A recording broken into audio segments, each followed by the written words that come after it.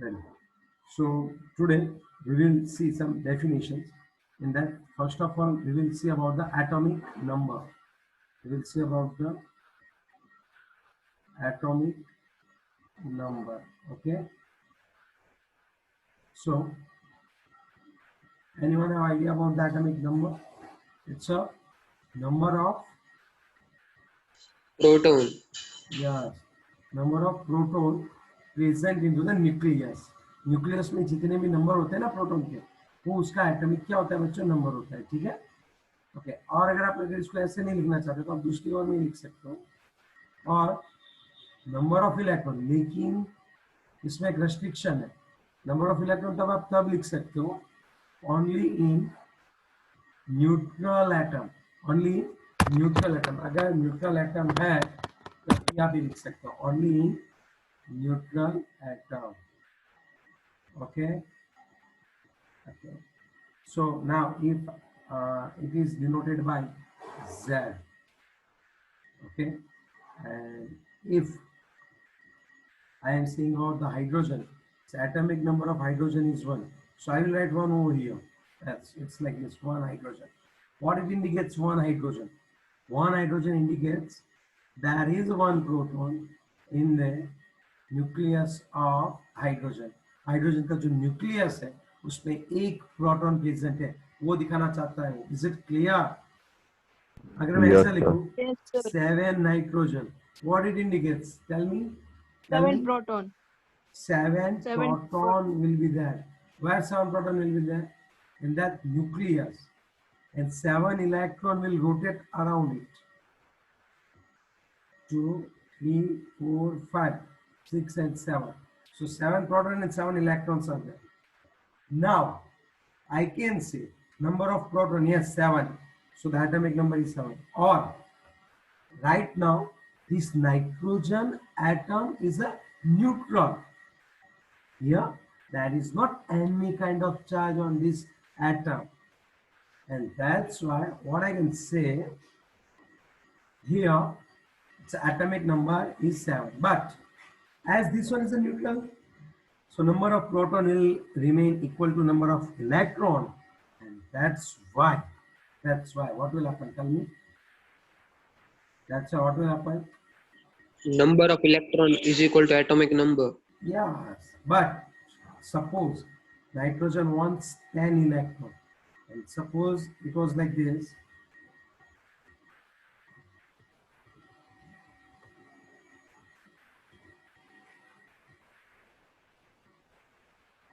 Yes, 7.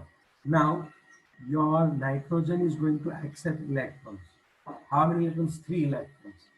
So now as your atom acquires 3 electrons from sodium, magnesium, from any other element, अगर आपका atom किसी और से electron ले रहा है तब उसके ऊपर माइनस चार्ज आता है.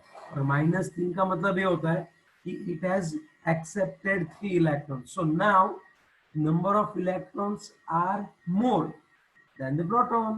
Are you getting my point? Yes, sir. Yes, sir. That's why it's a -3. Okay. Now I cannot say atomic number of nitrogen is 10 as 10 electrons are there. But right now your atom is not neutral, so you can't say like this. You will have to say number of proton is 7. That's why atomic number will remain 7 only. Got it? Yes, sir. Okay. So this is the basic concepts about the atomic number, and atomic number will remain in a subscript like this. You will have to write like this: 1H, 2He. You getting my point? Lithium, 4He. Is it clear? Yes, sir. You will have to write like Yes. this. You will have to write like this. Like after atomic number, the another thing is that, and that one is a mass number. What do you mean by mass number? Symbol of mass number is A. And what do you mean by mass number? It's the total number of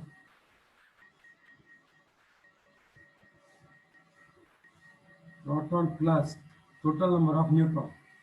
It's like summation of proton and neutron. So A is equal to, I can write like this, C plus N, and A is equal to number of proton की जगह हम क्या लिख सकते हैं? Number of proton की जगह हम क्या लिख सकते हैं? C add atomic number. plus N. Yes or no? We have already seen it or no? Yes, sir. Yes, sir. तो आप कहाँ से, बाकी कहाँ से?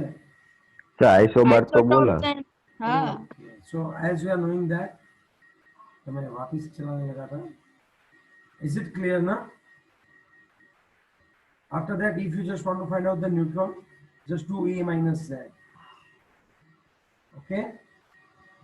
Yes, sir. So now, listen. What do you mean by isotopes? What do you mean by isotope?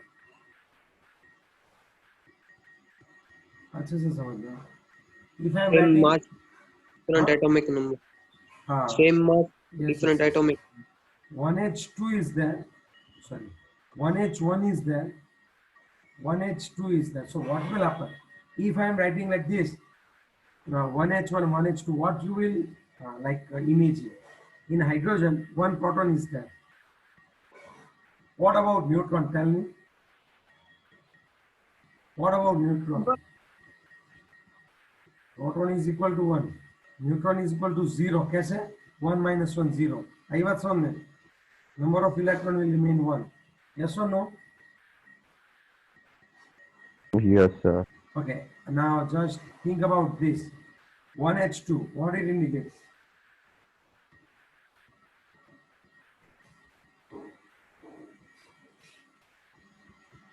What it indicates? Proton is equal to 1. 1. Neutron is equal to 1. 1. Electron is equal to 1. So 1. here, these both are isotopes of each other. Means atomic number will remain same. As you can see, atomic number will remain same, but mass number is not same. Mass numbers are different, and that's why these both species are isotopes to each other. They are isotopes of each other. Are you getting my point? What I just want to say? Yes, sir. So if number of proton are same, then they are known as isotopes.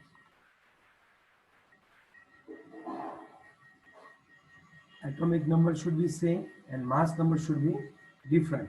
So that one is known as isotopes of each other. Let me explain you nicely. Like I have a 1H1, 1H2, and 1H3. Even I have 8 oxygen 16, 8 oxygen 17, and 8 oxygen 18. Even I have another one is that chlorine 35 and chlorine 37. Even this one is like isotope. This thing, this one is isotopes of each other, isotopes of each other, and isotopes of each other. What is the similarity? Yeah, number of proton is equal to 1, 1, 1. Even I can say number of proton is same, but the number of neutron are different. It's a 0, 1, 2.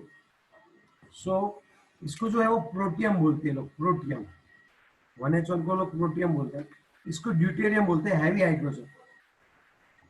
Deuterium is a famous as a heavy hydrogen. Tritium, अरे sir सबसे ज्यादा heavy तो tritium है, लेकिन ये बहुत ही कम amount में मिलता है. बहुत मानी बहुत कम. इसका परसेंटेज जो होता है वो ज्यादा होता है, इसका कम होता है. अगर आप सब उसके हाइड्रोजन का सैंपल लाते हो तो मोस्ट प्रोबेबल हो कौन किसका होगा? 1H1 का. क्यों पता है क्यों ऐसा होगा? बताओ. इसको हम लोग बोलते हैं प्रोटियम, इसको हम लोग बोलते हैं ड्यूटेरियम, and इसको हम बोलते हैं tritium. So they all are isotopes of each other. These three are isotopes of each other. Are you getting my point? Sir ये ड्यूटेरियम और ट्रिटियम कहाँ पे यूज होता है? ड्यूटेरियम यूज होता है न्यूक्लियर रिएक्टर में. पढ़ेंगे हम लोग, डोंट वरी अबाउट इट.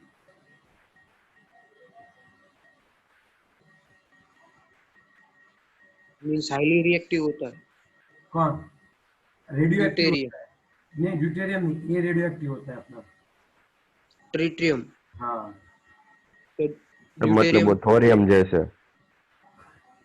हाँ थोरियम, जैसे थोरियम से कम थोड़ा, ये बहुत ही कम होता है। पता है आपको कितना होता है? आपको कितना होता है बताओ? एक्चुअली ये हैवी है। सबसे भारी कौन है बताओ? ट्रीटियम, क्योंकि मास उसका 3 है। हाँ, लेकिन फिर भी हैवी हाइड्रोजन इसको बोलते हैं क्योंकि इसकी अवेबिलिटी बहुत कम है। इसकी अवेबिलिटी कुछ 10⁻⁻15%। कितनी है इसकी अवेबिलिटी? 10⁻⁻15% है। आई बात समझ में? और इसकी कितनी पता है? इसकी होती है 99.985 और इसकी होती है 0.0158 समथिंग का 15%। सो देख सकते हो आप अवेबिलिटी के तौर पे भी। फिर सब बच्चे बोलते हैं, एक बच्चे ने मुझे कल ऐसा पूछा था ना कि सर तो एटॉमिक ये जो होता है मास नंबर, वो पॉइंट में क्यों आता है? जब एवरेज निकालेंगे तीनों की तब पॉइंट में आएगा ना, क्योंकि इनका जो है ये भी तो देखना है कितने प्रोपोर्शन में मिलते हैं। आई बात समझ में? Yes, sir. यस। तो सर क्लोरीन 35 है एंड क्लोरीन 37 है, तो हमने देखा था कि तीनों का जब हम एवरेज ले रहे थे तो कुछ 35.5 आ रहा था। हाँ बोलो क्या भाई? ट्रीटियम मीन्स रेडियो एक्टिव होता है, तो ड्यूटेरियम क्या होता है? मीन्स ये हैवी नॉर्मल हाइड्रोजन। हाइड्रो। नहीं वो नॉर्मल ये हैवी है, इससे थोड़ा भारी होता है, 1 न्यूट्रॉन बढ़ जाता है सेंटर में, और कुछ नहीं। तो मीन्स कहाँ पे करते हैं? वो तो बोला न्यूक्लियर रिएक्टर में यूज करते हैं एब्जॉर्ब करने के दोनों लिए पे, न्यूट्रॉन को। ड्यूटेरियम को वहाँ पे और वो ट्रीटियम में वो पूरा एक अलग रेडियो एक्टिव है। यूज ही नहीं होता है, वो रेडियो एक्टिव है। ओके। मीन्स ऐसा नहीं रेडियो एक्टिव है तो यूज नहीं होता है, मीन्स उसकी आप देखो ना यार, मुझे पता चलता है 10⁻⁻15% का मतलब क्या होता है, तब तो एक क्वेश्चन ही नहीं करता। 10⁻⁻15 का परसेंटेज का मतलब क्या होता है वो तो मुझे अच्छे से समझा। बहुत ही बहुत कम। आउट ऑफ 100 हो कितना होगा पता है? अगर आप 100 हाइड्रोजन को इकट्ठा करो, 0.1 2 3 4 5 6 7 8 9 10 11 12 13 14 एंड 15, इतना कम होता है। आई बात समझ में अब तुझे? Yes sir. चलो आप बताओ। ये आइसोटॉप्स है, यहाँ पे देख सकते हो इन सब के एटॉमिक नंबर कैसे है, देखो अच्छे से देख के बताओ। सेम है, लेकिन मास नंबर कैसे है? डिफरेंट है। Different. तब उनको क्या बोलते हैं एक दूसरे के? आइसोटॉप्स। That's what. हम ये भी बोल सकते हैं number of protons are same but the number of neutrons are different. यही हुआ ना, कहने का तरीका तो वही है। तो 250 बार atomic number will be different, atomic number will not be same, but mass number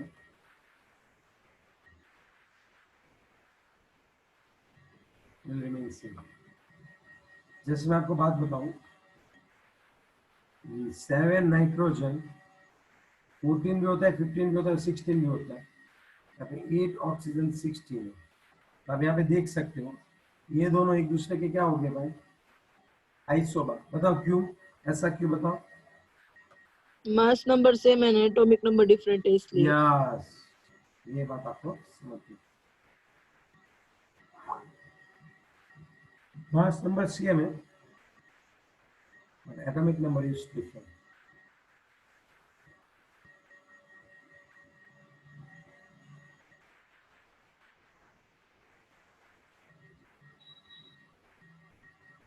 but atomic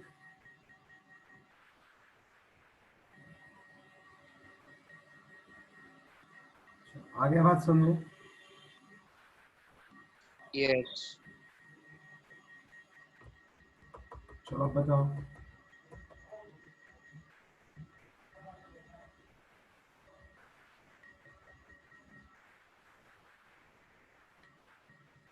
okay next, isotone होता है।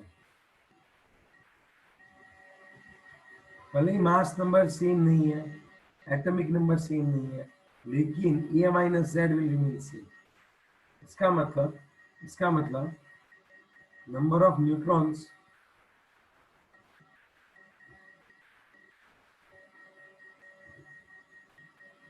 will remain same।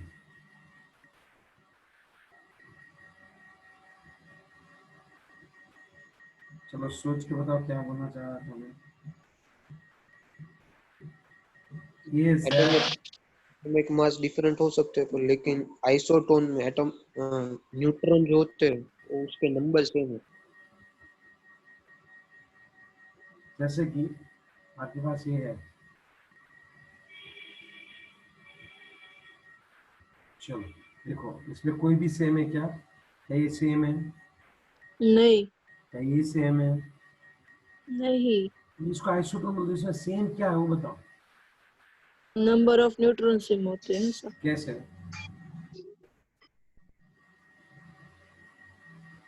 कैसे? लाइक दिस, यस और नो? ये पॉइंट लिखना है, टेक्स्ट बुक में नहीं है, ये आपको अच्छे से लिखना पड़ेगा।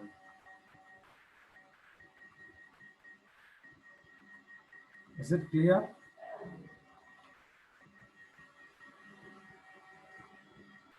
सर, आप हमें असाइनमेंट भेजोगे, मतलब ये सेकंड चैप्टर में थियरीज के यस, व्हाई नॉट, आज ही आर्टिस्ट भेज है। दूंगा। हाँ तो, हाँ टेस्ट है ना इसलिए। Okay sure. तो अब तक पढ़ा नहीं है इसका मतलब?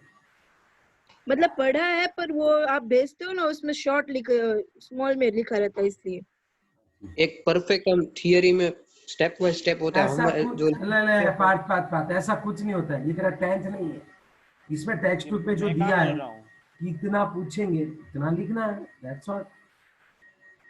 मतलब इसमें से ऐसा पता नहीं चलता कौन सा पॉइंट ऐसा है, उसमें आप भेजते हो ना आराम उसे से पॉइंट पता वाइज चलता रहता है है, वो। देख सर टेक्स्ट बुक ऐसे। में ना सब पैराग्राफ में दिया होता है हाँ इसलिए। तो पढ़ के आपको आना चाहिए ना, अब छोटे थोड़ी ना हुआ। चलो ठीक है, फिर भी मैं भेजूंगा, लेकिन now you should adapt the new technique. अगर आप पुरानी टेक्निक से चलोगे तो ये काम का नहीं है। जब जेई नीट करते हो ना, तब पूरा फंडा क्लियर चाहिए, कितना लिखना है वो आपको आना चाहिए। कोई बात नहीं, मैं भेज दूंगा। ओके, ये नीट में लिखना किधर होता है, सिर्फ एमसीक्यू टिक करना होता है। कोई भी पॉइंट पढ़ते हैं ना साइंस के तौर से, तो लॉजिक पढ़ो, इंट्रोडक्शन स्टार्ट करो, फिर थोड़ा बहुत उसके बारे में बताओ, लास्ट में अच्छे से फिनिशिंग करो। यही चीज होती है भाई। जैसे इसमें से तो क्या आएगा, कल मैंने आपको होमवर्क दिए थे, याद है ना? हेलो? सर स्क्रीन नहीं दिखाई दे रहा है। क्या? तो कुछ दिखाई नहीं दे रहा। दिखाई आप दे तो रहा है अभी जो आपको कुछ लिखा ही नहीं तो कहाँ से कुछ दिखाई देगा? ऐसे कर्सर तो घुमा रहे हैं तो इसलिए बोल रहा हूँ। ये देखिए कर्सर घूम रहा है, तो घूम ही रहा है ना। दिख रहा घूम है। रहा है। हाँ। क्या दिख रहा है? एरो वाला कर्सर। हाँ तो गड्ढे कुछ लिखूंगा तो लिखेंगे ना। चलो, अब तक हमने डेफिनेशन पढ़ी, तो एग्जामिनेशन में ये पूछ सकते हैं define isotope and isobar with example. आई बात समझ में? Yes sir. चलो नेक्स्ट वन देखते हैं, आ जाओ। बहुत मस्त है, प्रॉब्लम नंबर 2.1 जो कि हमने कर रखी है। Calculate the number of proton neutrons and electrons in 35। आज के एग्जामिनेशन मैंने पूछा है यहाँ, इसको बताना मतलब। चलो बताओ, इसमें नंबर ऑफ प्रोटॉन कितने होते होंगे वो बताओ। 35। 35। फिर इसमें नंबर ऑफ न्यूट्रॉन, 45। 45। चलो नंबर ऑफ इलेक्ट्रॉन्स, 35। 35 से। समझ में आ रही है ना बात? चलो प्रॉब्लम नंबर 2.2 है, अब इन्होंने पूरा आधे पेज में समझाया है, हम इजीली करेंगे इसको। प्रोटॉन है 16, इलेक्ट्रॉन है 18 एंड न्यूट्रॉन है 16। अभी तो किया था जस्ट। चलो पहले हम लोग लिखते हैं प्रोटॉन 16, इसका मतलब कौन हुआ है? एटॉमिक नंबर Z हाँ तो नीचे लिखते 16, हैं। हाँ तो नीचे लिखा तो उसका सिंबल क्या लिखोगे? 16 नंबर। ऑक्सी नहीं हाँ हाँ, ना ना, ऑक्सीजन ऑक्सीजन, नहीं नहीं नहीं नहीं एक बार नहीं नहीं नहीं नहीं, सर वो बेटा नहीं अच्छा नहीं, वो ऑक्सीजन ऑक्सीजन है बेटा, नहीं नहीं बढ़िया। नहीं, वो भी फर्स्ट चैप्टर में ये डबल लिखी है ना तो वो मुंह में आ जाता है, तो जरूरी थोड़ी है सर हाँ ठीक ऑक्सीजन है, वो। ये मत बोलना कि अच्छा अब बता इसका वो क्या होता है mass number? 32। Very good. And charge? Neutral. -2 होगा ना सर? न्यूट्रल होगा। कैसे अच्छा न्यूट्रल -2 होगा, +2 16 - 18। हाँ sir. Charge is equal to proton minus electron, proton 16 minus 18 -2। हाँ तो सर -2 -2 हुआ। अभी यार 16 है तो 16 ही इलेक्ट्रॉन होते हैं, ये दो तो कहीं से लेके आया ये, तो 2 इलेक्ट्रॉन बढ़ गए तो -2 आता है, ये वाला सिंबल बन गया। लो हाँ, is it clear? Yes yes sir. Sir. अब आप अच्छे से देखने में क्या बोलना चाहता हूँ आपको, सुनो। Now drawbacks of Rutherford model. अब पूरा रट्टा मारने की जरूरत नहीं है, मीन्स इसमें से पूरा अच्छा आपको कॉन्सेप्ट पूरा क्लियर होना चाहिए। ड्रॉबैक्स ऑफ और लिमिटेशंस ऑफ रुथरफोर्ड।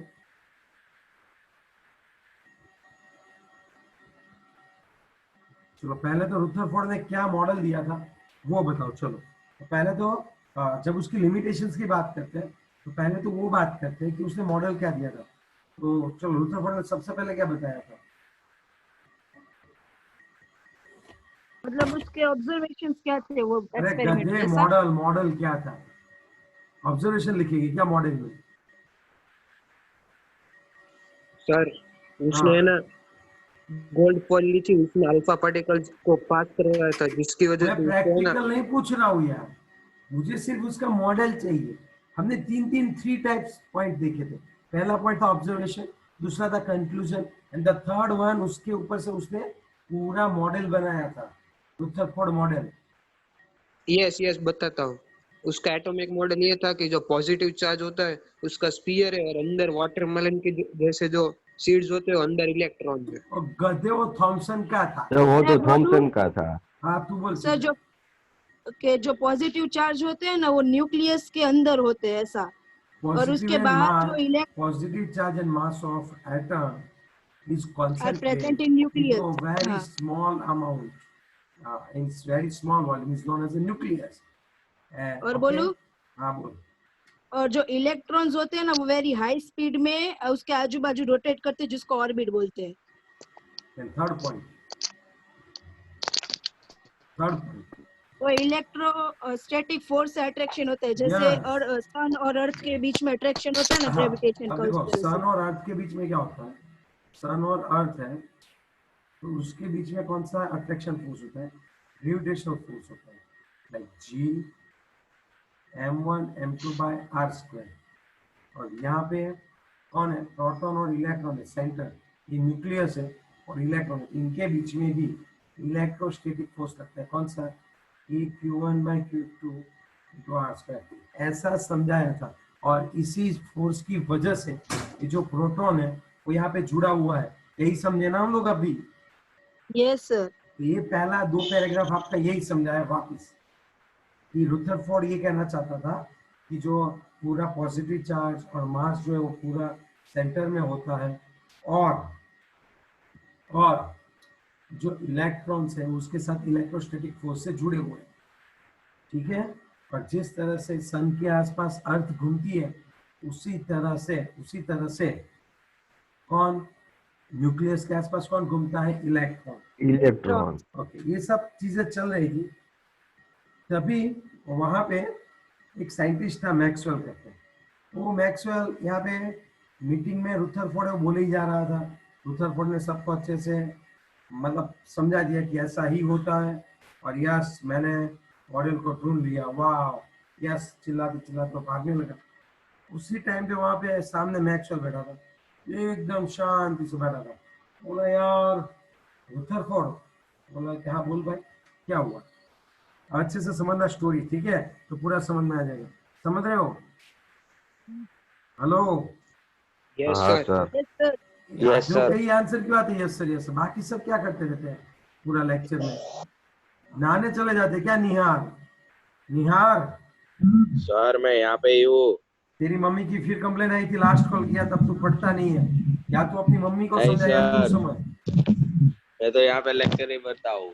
हाँ तो तेरी मम्मी को समझा कि भाई मैं पढ़ रहा हूँ, या फिर तू समझ, दोनों में से कोई एक समझ लो भाई। अभी भी बैठा ही हूँ आपके लेक्चर में, ठीक है, 7:30 से आ गया हूँ। बढ़िया है। Salute to you. अब बात कौन होगी, ये कौन बैठा है यहाँ पे, मैक्सवेल बैठा है, और यहाँ पे हमारा कौन था भाई, रुदरफोर्ड। रुदरफोर्ड ने पूरे का पूरा ये समझा दिया, ये बोला इस तरह से पूरे का पूरा एटम जो होता है ना वो कुछ इस तरीके से होता है, ऐसा उसकी इमेजिनेशन की। ये कौन है भाई, म्यूट हो जा, निधि म्यूट हो निधि। अभी पूरे का पूरा किसने समझा बच्चों अच्छे से, रुदरफोर्ड। अब मैक्सवेल बैठा था, मैक्सवेल बोलता है यार रुदरफोर्ड मैंने कई सारे एक्सपेरिमेंट किए। रुदरफोर्ड बोला किस पे किए तूने, मैंने चार्ज पार्टिकल के बारे में बहुत पढ़ा है, उस टाइम आपको पता हो तो चार्ज पार्टिकल्स अवेलेबल थे, आया ना। अब मैक्सवेल बोला मैंने चार्ज पार्टिकल के बारे में पढ़ा है यार, और तुझे एक दूसरी चीज बता दी, जब भी कोई चार्ज पार्टिकल एक्सेलरेटर मोशन में होता है, एक्सेलरेटिंग मोशन में होता है, एक्सेलरेशन समझ रहे हो, एक्सेलरेशन का मतलब उसकी स्पीड बढ़ती जाती है, आई बात समझ में। जब भी कोई पार्टिकल्स उसकी एक्सेलरेशन मोशन हो, at that time it will emit some radiation, electric and magnetic field को क्या करता है, इमिट करता है। समझा क्या बोलना चाह रहा हूं, किसने ये बात बताई, मैक्सवेल ने। सर ये समझ में नहीं है क्या होता है। देख मैक्सवेल ने बहुत सारे प्रयोग किए थे, प्रैक्टिकल्स, एक्सपेरिमेंट्स, नुस्खे, ठीक है। तो उसने क्या देखा था कि वो पार्टिकल्स को दौड़ाता था, और उसने बोला कि मैं जब भी है ना एक्सेलरेटिंग मोशन देता हूं, एक्सेलरेशन मोशन, अगर मैं किसी भी चार्ज पार्टिकल को दौड़ाता हूं, acceleration motion of charge particle, तब हर बार वो क्या करते थे पता है, इलेक्ट्रिक एंड मैग्नेटिक फील्ड को जनरेट करते थे। Electric field and magnetic field को, उसको हम लोग रेडिएशन बोलते हैं, क्या बोलते हैं, electromagnetic radiation. Electric field and magnetic field को क्या करते थे, जनरेट करते थे। Okay okay sir. अभी इसको बोलते हैं electro magnetic radiation. Okay electromagnetic radiation.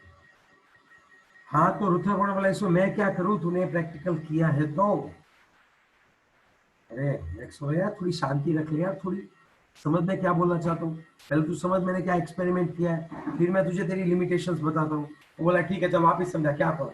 Maxwell ने बताया कि मैं जब भी चार्ज पार्टिकल को दौड़ाता हूँ, या फिर मैं जब भी चार्ज पार्टिकल की एक्सेलरेटिंग मोशन होती है, तब वो खुद में से एनर्जी इलेक्ट्रोमैग्नेटिक रेडिएशन के फॉर्म में एनर्जी रिलीज करता है। तो बोला ठीक है करता होगा, उसमें मैं क्या करूं, रुदरफोर्ड ने ऐसा बोला, इसमें भाई मैं क्या करूं, करता होगा वो। मैक्सवेल ने बोला अभी तू समझा नहीं मेरी बात। अब वो मैक्सवेल गुस्सा होने लगा, बोला यार तू समझने की बात कर, यहाँ पे इलेक्ट्रॉन सर्कुलर मोशन में देख, इलेक्ट्रॉन कौन सी मोशन में है, सर्कुलर। अगर वो हाँ सर्कुलर मोशन में है, सर्कल में अगर वो क्या कर रहा है, अगर स्फेरिकल मूवमेंट है उसकी, तो वो हर बार अपनी डायरेक्शन चेंज करता रहता है, यस और नो। Yes sir. डायरेक्शन पहले इस तरह देखो, पहले इस डायरेक्शन में होता है, फिर इस डायरेक्शन में आता है, ऐसे समझा। So if your electron is rotating surrounding the nucleus, it will continuously change its direction, and that's why this motion is acceleration motion। पहले उसको समझाया, ये जो मोशन होती है ना इलेक्ट्रॉन की, वो कैसी होती है बता, वो कैसी होती है, एक्सेलरेशन मोशन है। बोला ठीक है। और दूसरा कि जो तुम अर्थ की बात कर रहे थे, सन और अर्थ, उसके ऊपर कोई चार्ज पार्टिकल नहीं है, उसके ऊपर कोई चार्ज नहीं है, लेकिन जब तुम बात करते हो इलेक्ट्रॉन की, तो इलेक्ट्रॉन के ऊपर कौन सा चार्ज होता है वो बताओ, इलेक्ट्रॉन के ऊपर कौन सा चार्ज होता है, नेगेटिव का। नेगेटिव। इसके ऊपर कौन सा चार्ज होता है बेटा, नेगेटिव चार्ज होता है। अब आप समझो कि जब चार्ज पार्टिकल है और दूसरा वो ऑसिलेशन मोशन बता रहा है, तो उसमें से कौन से रेज क्रिएट होते होंगे बताओ, उसमें से कौन से रेज क्रिएट होते होंगे? इलेक्ट्रोमैग्नेटिक। Electro magnetic. देखो ये चार्ज पार्टिकल है और ये जब ऑसिलेशन मोशन कर रहा है तब इसमें से सपोज इस डायरेक्शन में मोशन कर रहा है या फिर इस डायरेक्शन में, चलो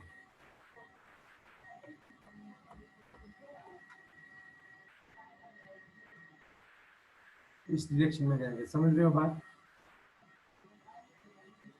अब आप समझो, ये इलेक्ट्रॉन है और ऑसिलेशन मोशन कर रहा है, इसका मतलब हम साफ है। बताओ आप क्या समझ रहे हो?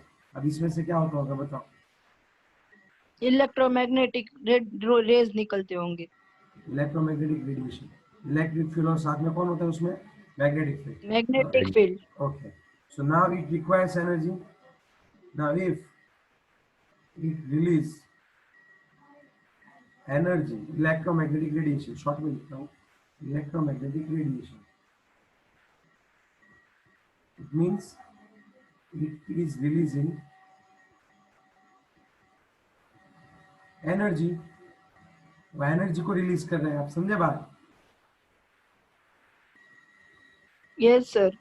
So now अब बोलो इसके पास इतनी एनर्जी कहाँ से आती होगी? कंटिन्यूअस लगे रहे घूम रहे थे, इसके पास एनर्जी कहाँ से आती होगी? So now it will absorb energy from the path. तो अब क्या होता होगा आप थोड़ा सा समझो, यहाँ से इलेक्ट्रॉन जो है वो धीरे धीरे क्या करेगा? एनर्जी रिलीज करता जाएगा, रिलीज करता करता जैसे धीरे धीरे धीरे उसका पाथ क्या होता जाएगा? पाथ क्या होता जाएगा? कम। लास्ट में वो कहाँ पे? न्यूक्लियस में अटैच हो जाएगा। आप समझ रहे हो बात? Yes. So path will decrease and finally your electron will attach to your nucleus. Yes or no? और मैक्सवेल ने बोला अभी तुझे गिन के बताता हूँ, विदिन 10⁻⁻8 सेकेंड तेरा ये जो इलेक्ट्रॉन है ना वो न्यूक्लियस में समा जाएगा भाई, तो न्यूक्लियस के साथ अटैच हो जाएगा, ऐसा समझाया। अब तू बता अब कैसे इलेक्ट्रॉन घूम सकता है उसके आसपास? बहुत आया इलेक्ट्रोस्टैटिक फोर्स वाला, आई बात समझ में? तो इलेक्ट्रोस्टैटिक फोर्स नहीं होता? होता ही है। अब मैक्सवेल ने ऐसा बताया, अब रुदरफोर्ड को सोचना पड़ेगा कि इलेक्ट्रोस्टैटिक फोर्स तो होता है लेकिन इलेक्ट्रॉन कौन सी मोशन करता है?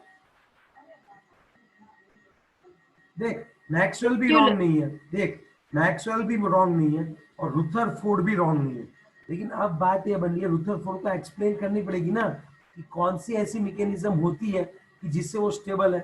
रुदरफोर्ड ने तो क्या बोल दिया कि वहां पे उन दोनों के बीच में क्या होता है? इलेक्ट्रोस्टैटिक फोर्स होता है। अब मैक्सवेल ने ऐसा बोला कि अगर तू ये बोला इलेक्ट्रॉन मूव कर रहा है तो इलेक्ट्रॉन मूव करेगा तो इलेक्ट्रोमैग्नेटिक रेडिएशन क्रिएट करेगा, तो एनर्जी कम होती जाएगी और लास्ट में इलेक्ट्रॉन सेंटर में चला जाएगा। तो चलो रिजॉइन करो वापस, अच्छे से समझने के लिए रिजॉइन करो।